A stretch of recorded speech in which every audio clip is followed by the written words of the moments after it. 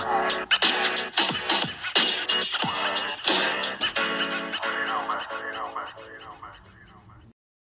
episode is sponsored by Calmerceuticals. If you've been thinking about supporting your skin from the inside out, this is worth looking into. Calmerceuticals offers high-dose marine collagen, 8,000 milligrams per serve, designed to support skin elasticity, strength, and overall glow. No sugar, no filler ingredients, just a clinically dosed formula that's meant to actually do something. They also offer targeted support for their Peri-Calm formula and collagen face masks, so it's not just, a one product fits all. They also have a rewards program where points automatically apply to reduce your subscription cost. And they donate $2 from every sale to marine conservation. So, if supporting your skin from the inside out sounds appealing, you can learn more through the link in the show notes. Give Calmerceuticals a try, because why not? Why is it that one of the most brutal serial killers in history operated in the middle of one of the largest cities in the world? Killed repeatedly, escalated in violence, possibly taunted police, and then just vanished. No arrest, no confirmed identity, no deathbed confession, no smoking gun.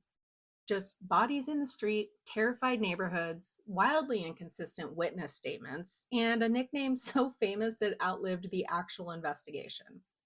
More than a century later, people are still arguing about who he was, how he did it, and whether the truth slipped through the cracks of Victorian policing forever. Welcome back to Why Not Talk About It, the podcast where we unpack the world's most chaotic stories, mysteries, cults, conspiracies, crimes, and cultural moments, one glass at a time. Today's story is one of the most infamous unsolved cases in human history. A killer who terrorized a city for only a few months, yet somehow became immortal, a name so recognizable that it turned murder into mythology, and a case that generated hundreds of suspects, possibly fake letters, angry crowds, political pressure, and investigative mistakes that would have made modern detectives want to flip a table. Because today we're diving into Jack the Ripper. We're talking about the women whose lives were taken, the precise timeline of the murders, how close the police may have come to actually catching him, and how often they just barely missed him, the chilling letters sent to authorities, and the nickname that transformed a faceless attacker into legend. We're going to walk through the major theories, the usual suspects, and what modern profiling says about the kind of person who could commit crimes like this and then just disappear without a trace. It's unsettling, messy, and brutal. And somehow, 130 plus years later, it still refuses to let us go. So pour yourself a drink, get comfortable, and let's head into the dimly lit streets of Victorian London. So before we talk about suspects and the letters and, all the theories that spiral into dissertations, we have to talk about the women who were killed. Because Jack the Ripper has become this mythic silhouette, a nickname, a legend, a Halloween costume, which is honestly wild when you stop and think about it. And that framing has a way of, flattening the actual people in the story. These weren't symbols. These were women trying to survive in Victorian London, which frankly sounds just awful. Housing was unstable, money was scarce, people were probably dirty and smelly, lodging houses were crowded, and life expectancy was not exactly thriving. Several of the victims bounced between cheap boarding houses, some struggled with alcohol, and, some had families nearby and some just didn't. And all of them just ended up becoming a part of this story that immediately swallowed them whole. Historians usually point to 5 women as the quote-unquote canonical victims, meaning the case is most likely connected to the same killer based on, timing, location, and the extremely specific and brutal ways that the attacks were carried out. So these women were Mary Ann Nichols, Annie Chapman, Elizabeth Stride, Catherine Eddowes, and Mary Jane Kelly. Different lives, same nightmare. So Mary Ann Nichols was found first in late August of 1888. She reportedly had been drinking and trying to, scrape together enough money for a bed for the night, which, depressing as that is, was not unusual at the time. Her body was discovered early in the morning. Her throat had been cut so deeply that it nearly severed her head. Can you imagine? Police were immediately alarmed, and the public was terrified. Newspapers already warming up the printing presses. And then, just like that, then came Annie Chapman. She was found in the backyard of a house near a cellar door. Again, throat cut, but this time the injuries were far worse. Her abdomen had been opened and her organs were just straight up missing. And investigators were just like, okay, well, that just escalated in a way we don't love, because escalation means confidence. It means time at the scene for the killer. And it means someone who is not panicking, which is never the vibe you want from a serial killer.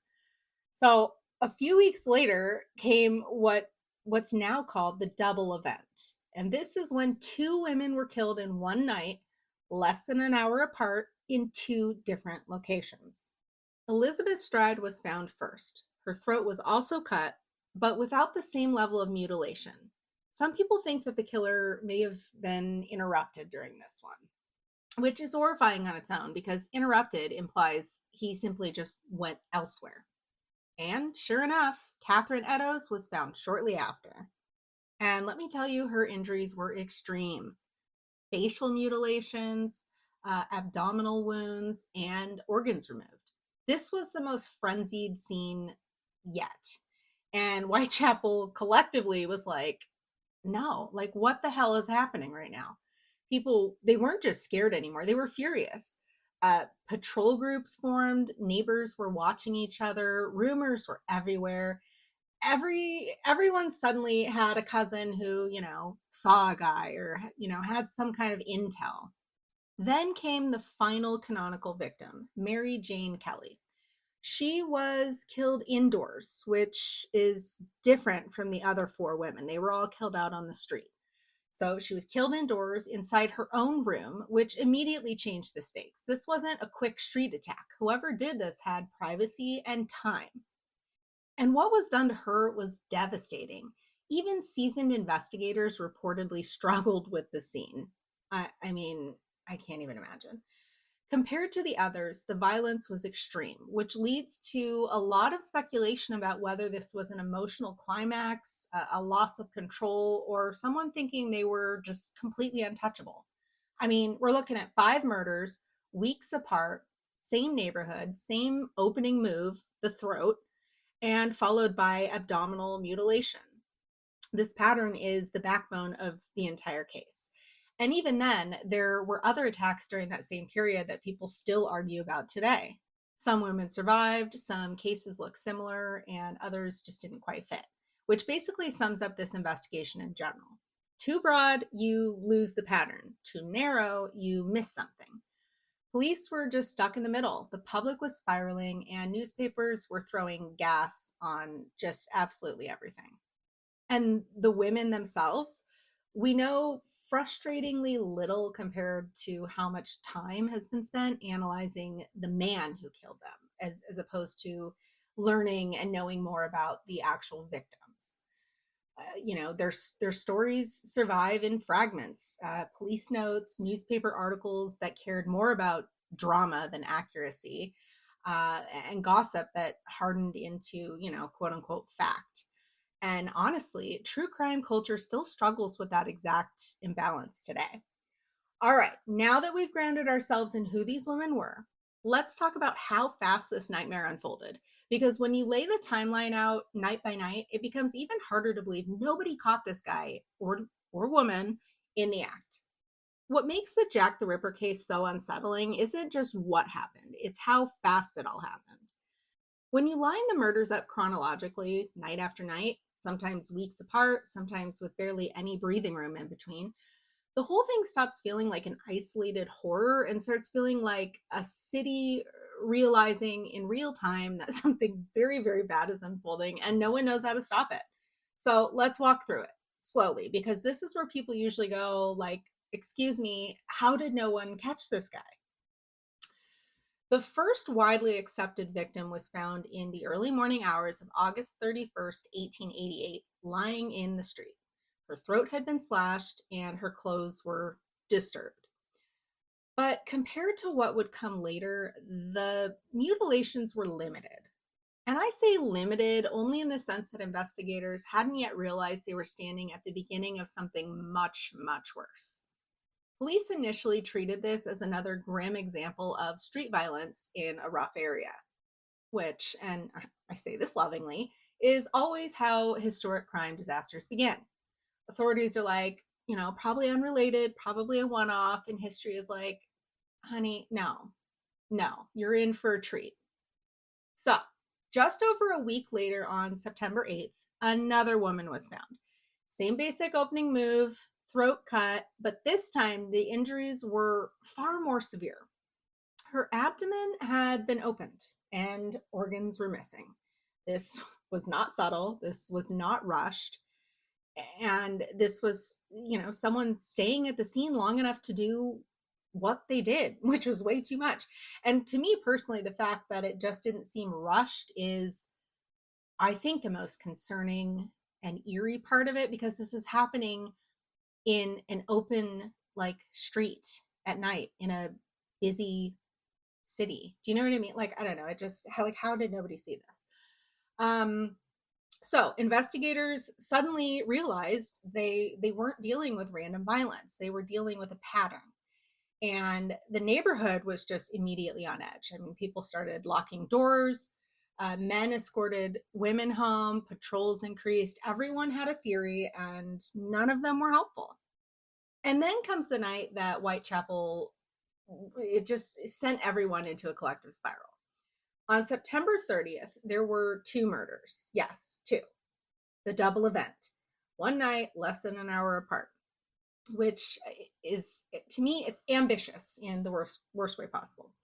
The first woman was found with her throat cut, but without the abdominal mutilation seen in the previous killing. Some investigators believe the attacker was interrupted, which is a sentence that should chill you, because interrupted implies he didn't go home. He simply relocated.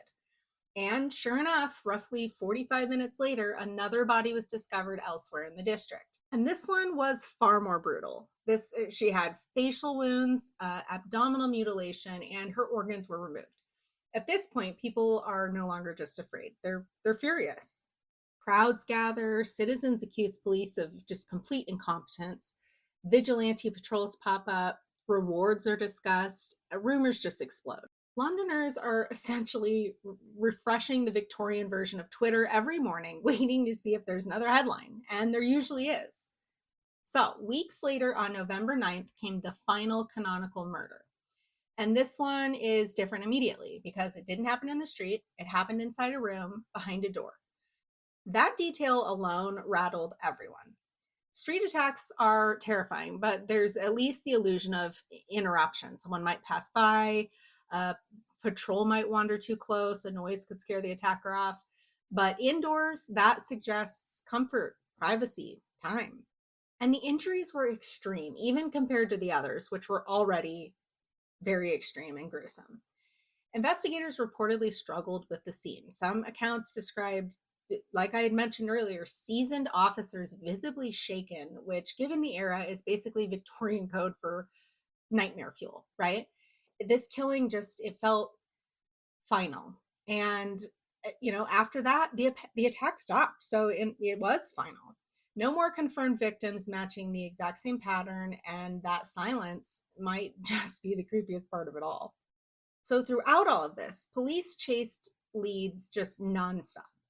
Witnesses described men in dark coats, men in light coats, tall, short, wearing hats, not wearing hats, foreign looking, respectable looking. So basically everyone. Neighbors reported hearing footsteps or voices, scuffles, or nothing at all. Some people swore they saw men fleeing, others insisted they hadn't noticed anything unusual. There were even moments when officers were reportedly only minutes away from certain scenes, which is the kind of sentence that makes modern listeners tense. Like, sir, you were right there. How did you miss this? But part of the problem was timing and darkness. and geography and the fact that these neighborhoods were just full of winding alleys, courtyards, doorways, stairwells, lodging houses, and just dead ends. Someone who knew the area well could vanish in seconds. And then there's the science, or rather, the lack of it. In 1888, there was no DNA testing, no fingerprint databases, no blood typing, no crime scene tape, and of course, no standardized evidence storage. Crowds just regularly walked through scenes before police could secure them. I mean, curious neighbors gathered, reporters hovered, people touched things, shit got moved, lanterns barely, lit or illuminated anything. I mean, it was a shit show. Detectives were working with handwritten notes, rough sketches, medical exams, and witness statements that sometimes contradicted each other within hours, which means suspects came and went constantly. So, someone who sounded promising on Tuesday, by Thursday, their alibi checked out. By Friday, another tip had taken over. It was like investigative whiplash. Now, to be fair, doctors did perform detailed postmortems for the time, and some of the medical observations were surprisingly careful. But there was just no way to scientifically link physical evidence from a scene to a specific person. No, fibers to suspect pipeline, no genetic tracking, no databases. And here's where things get extra interesting for modern true crime brains. Because over a century later, people have tried to bring new evidence into this case. There's a famous piece of cloth, often described as a shawl, that was claimed to have come from one of the victim's scenes. And in the 2010s, testing was done on it, and researchers announced that DNA on the fabric matched a descendant of a victim and a descendant of one historical suspect. Cue the headlines: Jack the Ripper solved. Internet absolutely lost its mind, except historians and forensic scientists immediately raised red flags, as they do. And why? Well, because the fabric's history is murky. It may not have even been at the crime scene. It was handled by countless people over the decades. And the type of DNA tested, which was mitochondrial DNA, is far less specific than the kind used in modern criminal cases. So, translation, interesting but not definitive. Absolutely not closing a 130-year-old murder case. So, we're left with this brutal irony. Victorian investigators desperately needed the tools they didn't have, and modern investigators finally have those tools, but the evidence is either contaminated, incomplete, or just completely questionable. The perfect storm for a mystery that never goes away. And then, after all of this, nothing. That's what makes this timeline so haunting. It was a few months of terror and then silence. No arrest, no dramatic shootout, no confession, just the absence of more bodies with the same signature. Which, of course, leaves everyone asking the same questions. Did he die? Was he arrested for something else? Did he move? Did he flee? Did he change methods? Did police just miss him entirely? Or was this a short, violent burst that ended as suddenly as it began? That unanswered question is why this case still messes with people today. There's no closure, no last chapter, just a blank page. All right. Now that we've seen how close police sometimes came and how much the limitations of the era worked against them, unfortunately, let's talk about the thing that turned this terrifying case into a full-blown public spectacle. The letters, the nickname, and the very real possibility that the most famous part of this entire story was never written by the killer at all. All right, so up to this point, the murders were horrifying, but they were still localized. Street level terror, neighborhood panic, police scrambling in a small pocket of London. And then someone started writing letters, which is always the moment in a true crime story where things escalate from bad to absolutely feral. Because suddenly the killer wasn't just attacking people in dark streets, he was allegedly talking, taunting even. So in September of 1888, news agencies and police began receiving handwritten letters claiming to be from the murderer. The most famous of them opened with two words that would permanently brand this entire case. Dear boss. Cute, hate it. All right, so the writer basically mocked the police. bragged about the killings, promised more violence, claimed he was, just playing games with investigators, and then signed off with a name no one had ever heard before: Jack the Ripper. And with that, a faceless attacker became a character, a brand, a headline machine. Before this, newspapers had referred to the murderer in, generic ways, like the Whitechapel killer, the leather apron suspect.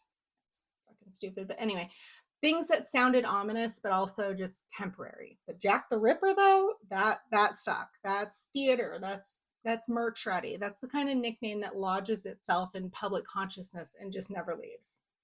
Which is exactly what happened. Newspapers started printing the letters. They reprinted the nickname. They splashed details across the front page, and then suddenly the entire country, not just one neighborhood, was watching this unfold in real time. I mean, it's not much different than how it is now. I mean, if there's some local story that's, getting traction, all of a sudden it could be in, like, the whole world can know about it. But it is interesting back then too, because they didn't have the internet. So it's like, this must have been huge for it to be traveling across the globe. So police stations were just being completely flooded with tips. Everyone with a pen and paper apparently became extremely confident that they had cracked the case. But here's the thing. Even at the time, investigators weren't fully convinced the letters were real. Some officers believed they were written by journalists trying to boost sales. Others thought they were the work of pranksters or attention seekers, or just, people trying to ride the wave of panic for fun. So the most infamous letter wasn't even the only one. I mean, dozens and dozens of notes poured in, all claiming to be from the killer. Some threatened, new attacks. Some included crude jokes. Some referenced specific murders.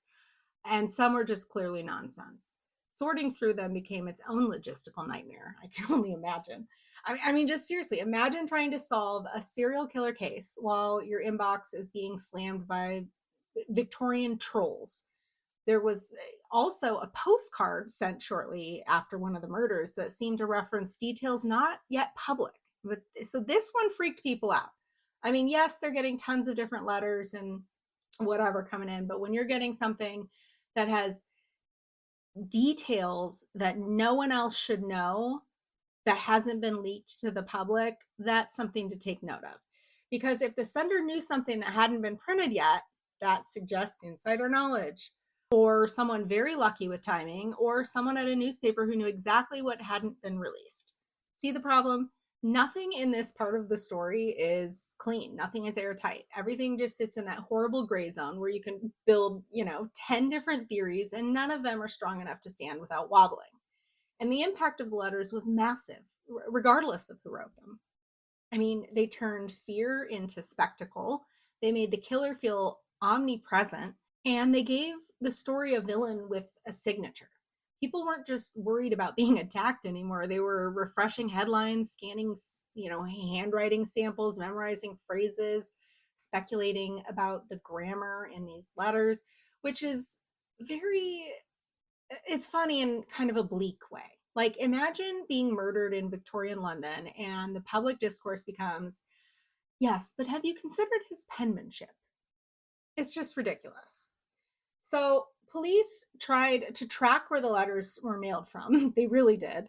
They tried to match handwriting, and they tried to separate real threats from nonsense. But again, limited forensic tools, chaotic evidence handling, and a press corps actively publishing everything meant that even potentially useful clues got contaminated. And quickly. They got contaminated quickly. And here's the part that still drives historians crazy. There is no consensus today about whether any of the famous letters actually came from the killer. I mean, some might have, maybe, many almost certainly did. Some could have been journalists, though, or hoaxers, or people just trying to feel important during a national panic, which unfortunately is very on brand for people. But I mean, it means that the single most famous artifact from this entire case, the name itself, might not even belong to the murderer. So let that just sit for a second. The nickname that turned this into this whole ass legend might have been invented by someone chasing newspaper sales, which is such a grimly modern concept that it almost hurts. So now you've got an unidentified killer, an overwhelmed police force, terrified neighborhoods, sensational newspapers, and possibly fake correspondence steering the entire narrative. In other words, the perfect recipe for 130 years of arguments. All right, now that we've talked about how the case got its name and how the public may have been reacting to letters that weren't even legitimate, let's zoom out to what was happening in the streets and in the papers at the same time, because the media frenzy and public panic around this case didn't just reflect fear, it actively shaped the investigation. Because by the time the letters started circulating, the murders, they weren't just police business anymore, they were public entertainment. Newspapers were competing aggressively, printing graphic descriptions, dramatic illustrations, and speculation disguised as reporting. Every outlet wanted the latest detail, the boldest headline, the most terrifying angle.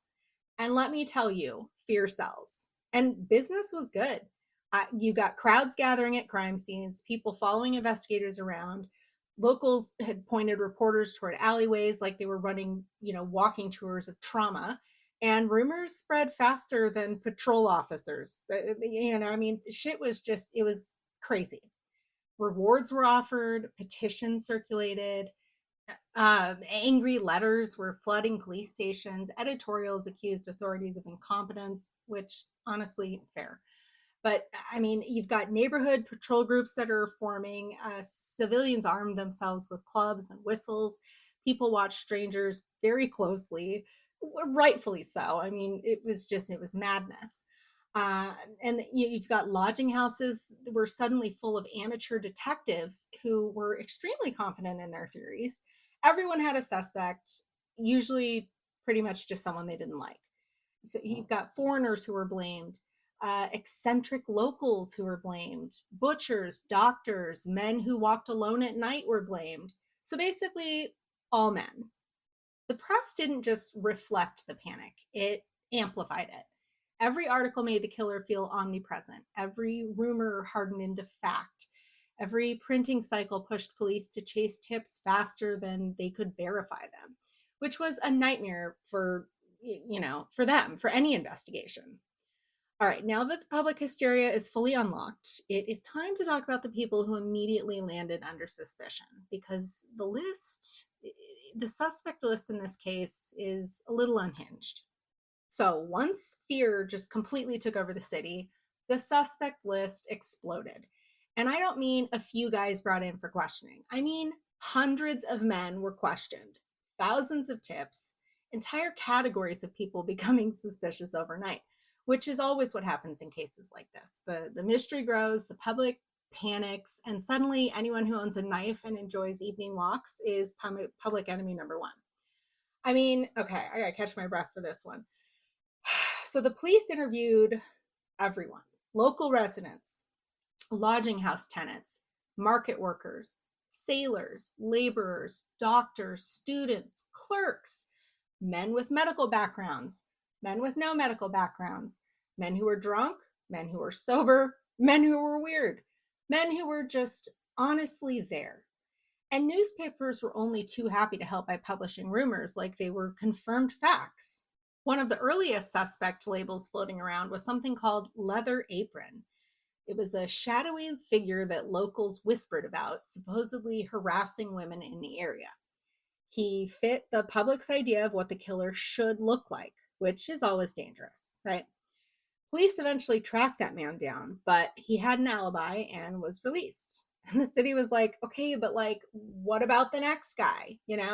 That cycle just repeated constantly. Arrest, interrogation, release, new rumor, new headline, rinse, repeat. Some suspects drew attention because they worked with knives, butchers, slaughterhouse employees, fishmongers. Others because they had medical training, which people latched onto very hard after the whole organ removal situation. Artists got thrown into the mix. Sailors who passed through ports, wealthy men rumored to live double lives, mentally ill men who were institutionalized years later, reclusive loners who frightened their neighbors. Basically, every archetype a city could generate under stress. And what's wild is that the police weren't even being reckless for the era. They followed tips, they conducted house to house inquiries, surveilled suspects, checked lodging house registers. They interviewed witnesses over and over and over again. The problem wasn't effort, it was tools. Like we mentioned earlier, there was no fingerprints in routine use yet, no DNA, databases, CCTV, no reliable way to connect a person physically to a crime scene. So suspicion just became a revolving door. One man looked promising until he didn't. Another sounded credible until his alibi checked out. Another got dismissed, then popped back up, in later theories decades after he was already dead, which is why this case eventually became less about who the police arrested and more about, who later historians and hobby detectives resurrected. Over the decades, authors and researchers have floated new candidates constantly, sometimes based on surviving police notes, sometimes on diaries, family legends, sometimes on handwriting comparison, and honestly, sometimes just on vibes, right? Everyone has a pet theory. And the frustrating thing, almost every major suspect has one or two details that feel just eerily compelling, followed immediately by something that makes the whole case just wobble. A timeline that doesn't quite match, an alibi that might actually hold, evidence that relies on a single document, claims written, decades later, medical knowledge that, sounds impressive until someone points out that it wasn't that rare.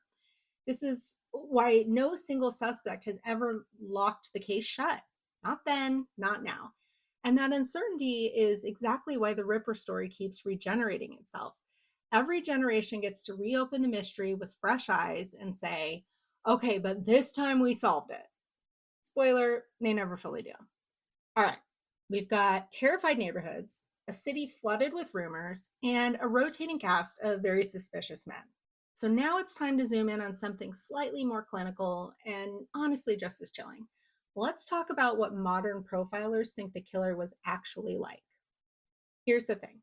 When police couldn't catch him in real time, later generations decided to catch him on paper.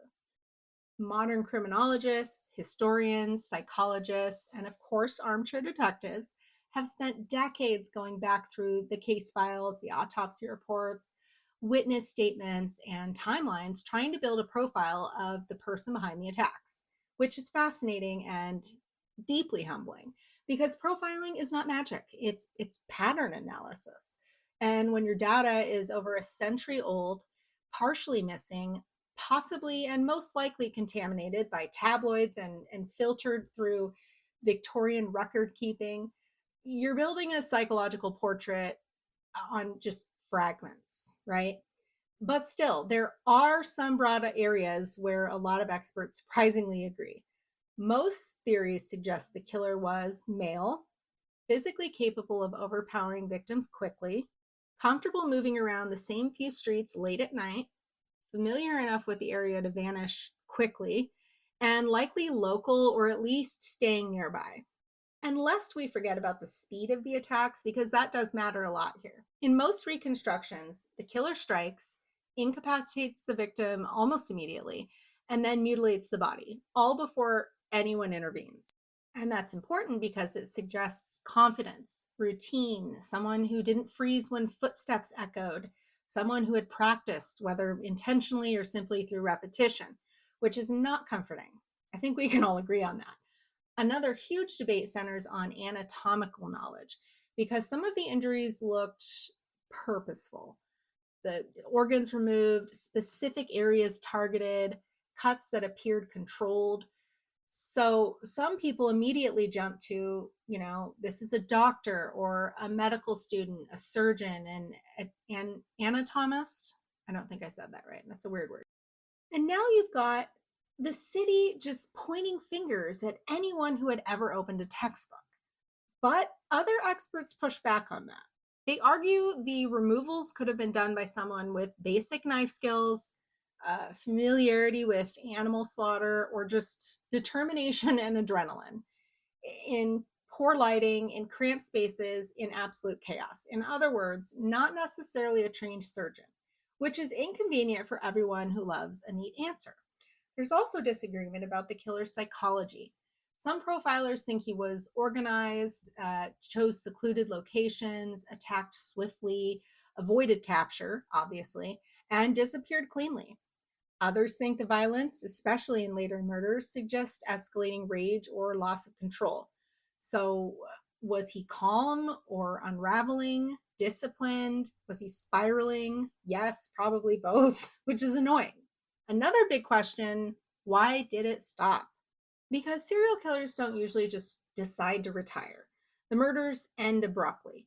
No more bodies with the same signature, that kind of thing. That opens the door to theories like he died, he was imprisoned for something else, he left London, he was institutionalized, he changed his methods, or the police simply failed to link later attacks.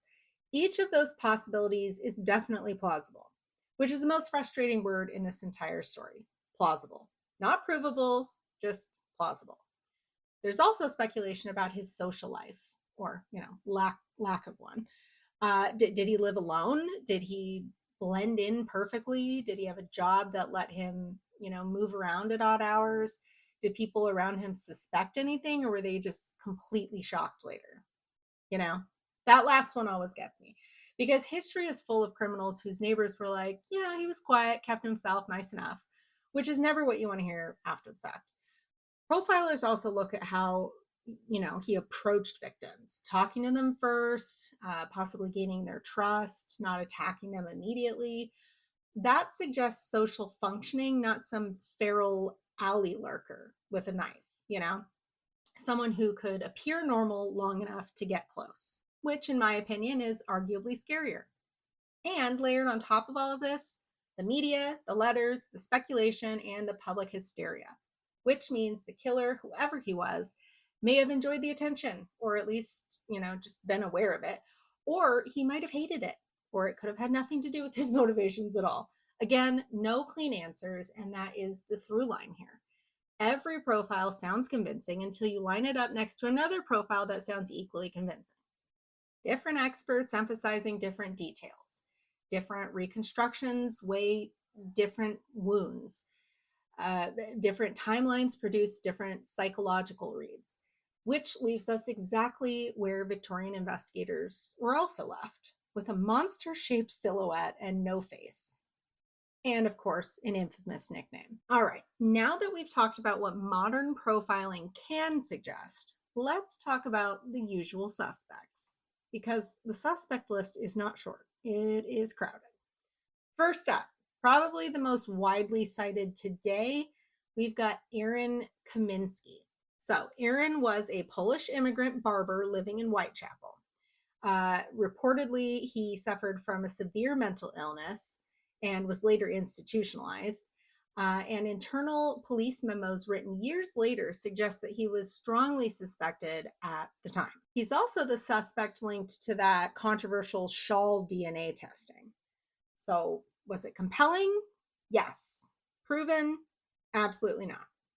Next up, we have Montague Druitt. That's quite a name. Montague was a barrister and teacher whose body was found in the Thames River shortly after the murder stopped, which immediately makes people go, well, that's convenient timing. The theory is that he killed himself and the murders ended because he was dead. Problem? No solid evidence tied him physically to the crime scenes. Of course. So then we've got George Chapman, a later serial killer who poisoned women in the early 1900s.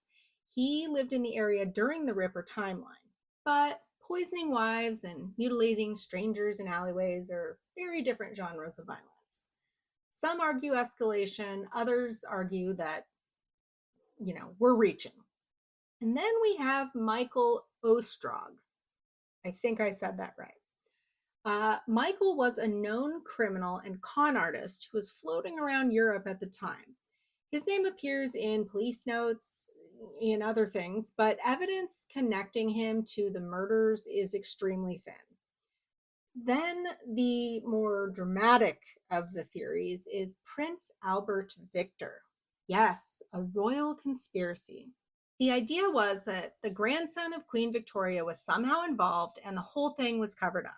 It's theatrical, it's scandalous, and it's largely unsupported. And yet it survives. Then there's Walter Sickert. Walter was an artist later accused by modern authors who pointed to his paintings and alleged obsessions with the murders.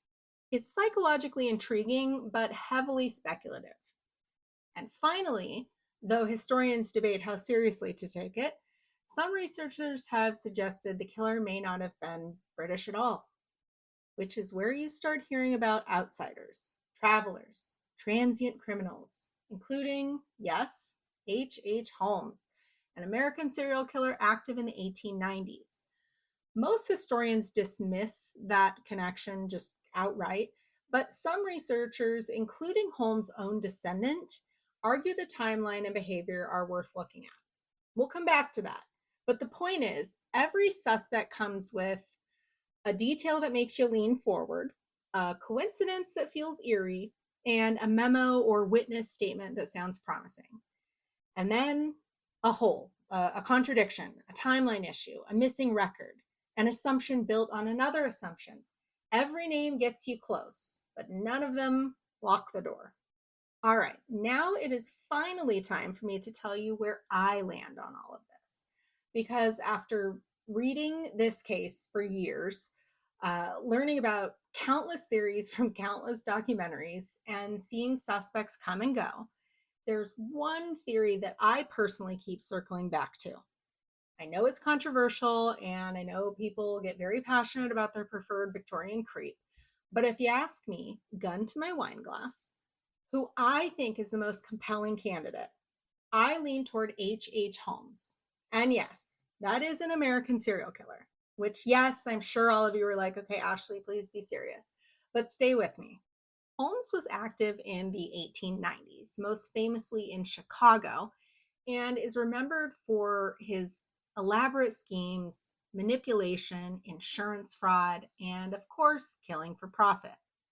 He was theatrical, methodical, comfortable lying to everyone around him, and crucially, he was obsessed with bodies, literally, selling skeletons, defrauding insurance companies with corpses, moving remains, treating murder like inventory, which becomes relevant when you're talking about a killer who appeared to deliberately remove organs from victims. Because one thing I personally keep wondering is, was Jack the Ripper just mutilating or was he taking? And if he was taking, was it trophies or was it money? Because in the late 1800s, medical schools did buy human remains. Anatomy specimens were very valuable. Cadavers were not easy to come by legally. There was a whole gray market economy around bodies at that time. So when organs start disappearing from crime scenes, my brain personally is like, okay, that's not nothing. That's not just like someone brutally attacking and stabbing someone for no reason. Now, this is where a man called Jeff Mudgett comes in. Mudgett is Holmes' great-great-grandson and also a lawyer who spent years researching his family's history and eventually became convinced his ancestor might not just have been a Chicago murderer, but also Jack the Ripper.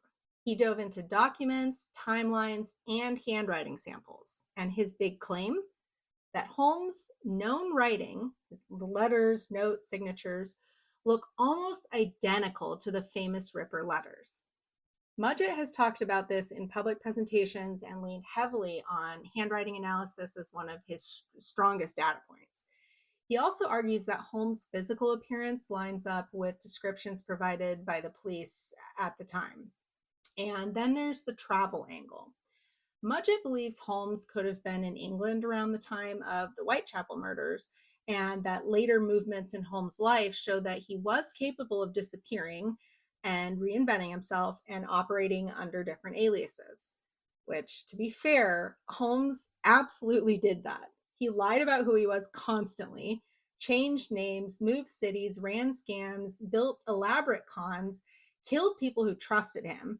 So when someone like that gets floated as a Ripper suspect, it doesn't feel random, to me anyway.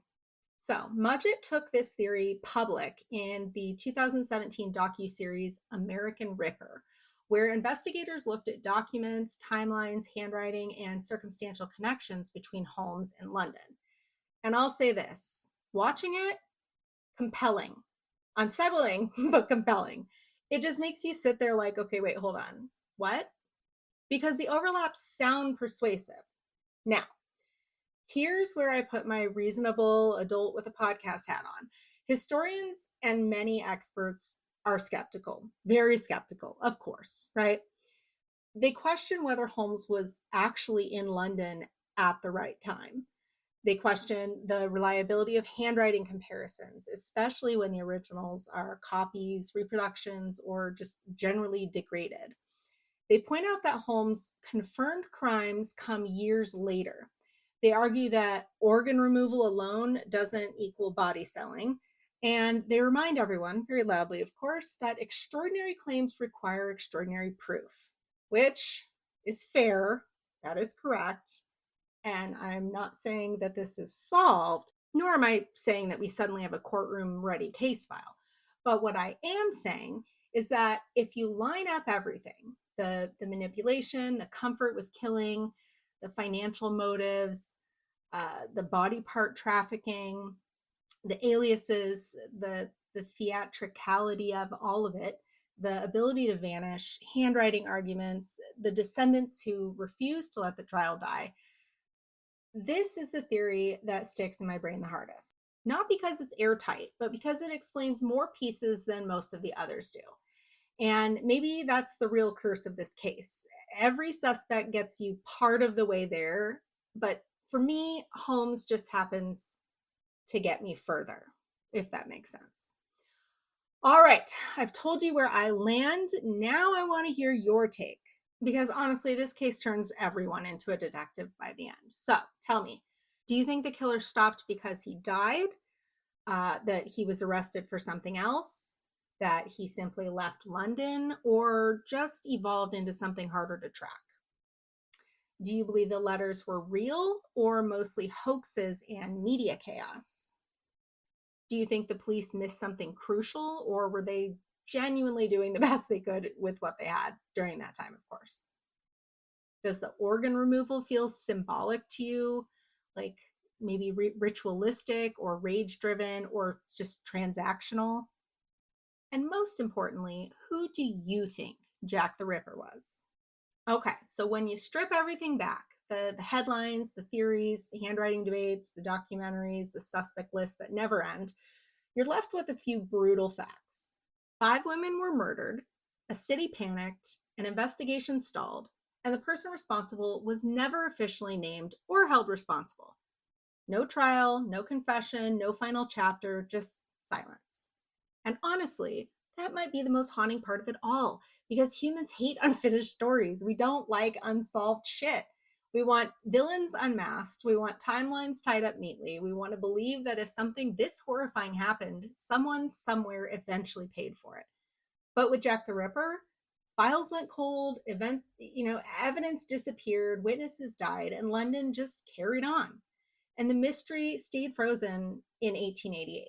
So, whether you think the answer is buried in lost police records or hidden in some overlooked diary, or even sitting inside a theory that sounds wild until you say it out loud, this case keeps surviving for one simple reason. Nobody ever got closure.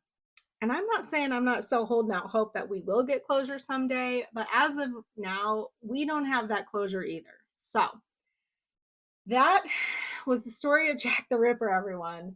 That is going to be it for today. But please do let me know what you think, because I'm sure everyone has an opinion on this one. But before you go, if you're not subscribed to the After Hours newsletter, you are missing out. Every Friday, you'll get a quick episode recap, the quote of the week, a confession from a fellow listener, my personal takeaway from the episode, and of course, the wine behind it all. Speaking of confessions, if you've got one, we want to hear it. It could be a conspiracy you low-key believe, an embarrassing story, or a hot take about literally anything. Whatever it is, we want it, so submit away. You can also pitch episode ideas. So if you've got something you want us to talk about, we are all ears. You can do all of these wonderful things by visiting our website at whinotpod.com. And if you love the show, leave us a review. It really does help more than you think. All right. Well, thank you again so much for joining me, and I will see you next week for another wild ride. Bye.